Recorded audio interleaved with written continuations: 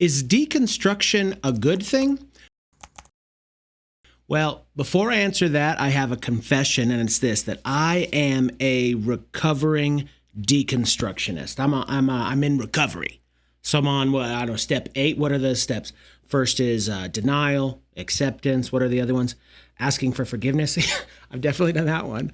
And I have since returned to where I'll stay, to what I would say is probably a more historical and orthodox understanding of what it means to be a follower of Jesus. Point is, though, when it comes to deconstruction, I've lived on both sides of it. And I want to say, of course, that I understand the appeal of deconstruction, like to take time to understand what you really believe and to ask real questions. All of that, to me, it's not just fine, it's actually a good thing.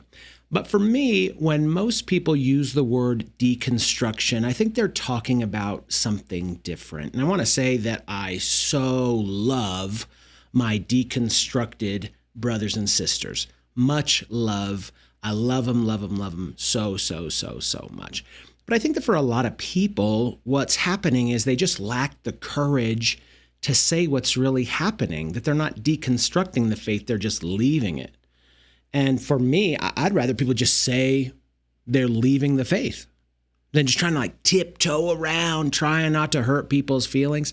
And so my issue with deconstruction, I think as most people define it, is, this is my belief. I think it's not about finding truth, and it's more about leaving the idea of there being truth. And that might sound harsh. I don't want to sound mean, and I want to be fair, because there's real people with real wounds behind real stories. But as someone who's been there, I can just say that I think there's something else going on. And so if you're not familiar with the term deconstruction, that's a word that people will use when they're rethinking or maybe even leaving the faith. And the word is everywhere. So there's deconstruction podcasts, and there's deconstruction coaches, and there's deconstruction conferences. And to be clear, in my opinion, asking hard questions is not deconstruction. I think asking hard questions is just being like a thoughtful person. And it's something actually that we're encouraged to do in the Bible. In the book of Acts, I think it's Acts chapter 17, there's these people called the Bereans, and they're actually praised by Paul. They're complimented by Paul for examining scripture to see if what's being taught is true. Questions are not a sin. And because the church is comprised, the local church is comprised exclusively of imperfect people, a lot of the grievances that they have against the church are totally legitimate, like real spiritual abuse, real hypocrisy in leadership. And I get that, and I think that the church needs to own its part in that. And so my issue, though, is not with truth seekers, it's with truth avoiders. And I think that they're avoiding 3 things. Number one is this: I think deconstructionists are avoiding accountability. So one of the biggest ideas in the deconstruction space is any belief that makes you feel bad about yourself is just automatically toxic theology. So being told that you're a sinner, well, that's abusive. Being told that there's a standard that you have fallen short of, that's obviously oppressive. You can go on a TikTok right now. I don't recommend it, but you can. You could go to TikTok, and there are these videos with millions of views comparing the church to an abusive partner. Why would they do that? Because we have the audacity to say that something's wrong with you that needs to be fixed. But here's my question. What if it's true?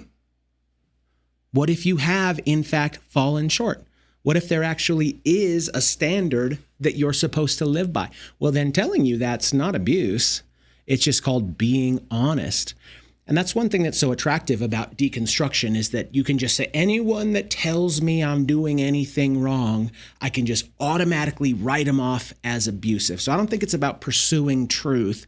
I think it's about avoiding accountability. Number 2, I think deconstructionists are avoiding authority. So deconstruction, as someone who's been there, deconstruction at its core is about a shift in authority.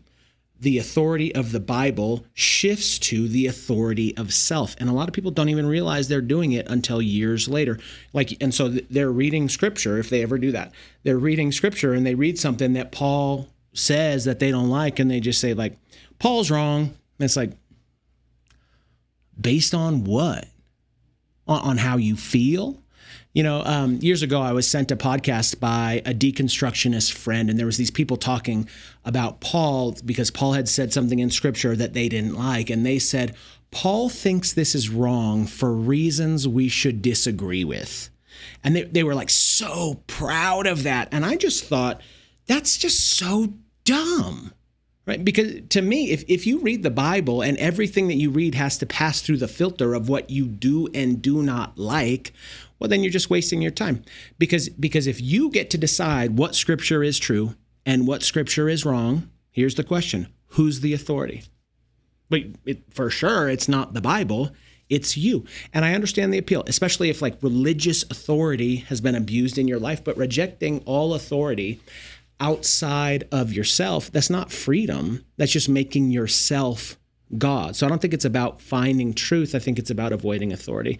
Lastly, I think deconstructionists are actually avoiding answers.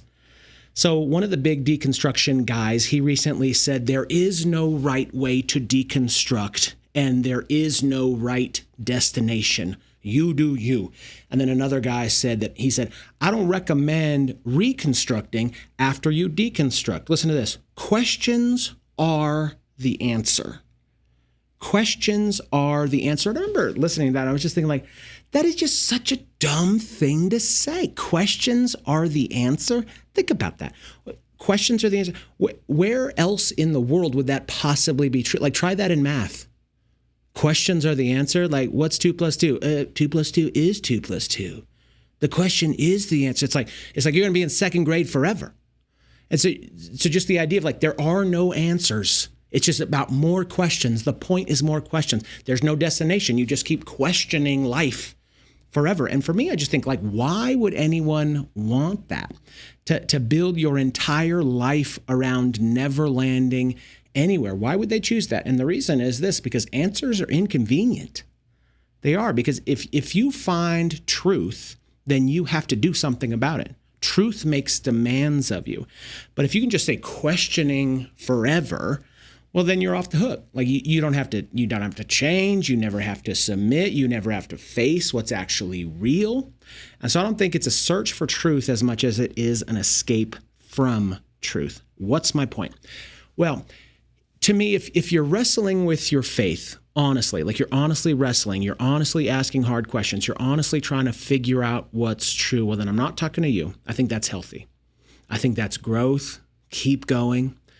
But if what you're doing is just like gradually throwing out every belief that makes you uncomfortable, that's not deconstruction. That's just called leaving the faith. Because when you deconstruct something, what you do is you separate its parts carefully so as to not damage it. But if you just blow it up, that's not deconstruction. That's just called demolition. And I think there's a better word, by the way, for honest faith wrestling. And it's not deconstruction. It's this word: reformation. Reformation, going back to the source, testing everything against Scripture, not against what you do and do not like. Like Martin Luther, he didn't throw out the Bible, he returned to it. And so like, if you want to question your faith, that's fine, that's wonderful, that's great. I celebrate you. My encouragement to you is this: look for answers because they exist. And so you might be wondering like, well, how do you help people find real answers? Well, that's another question.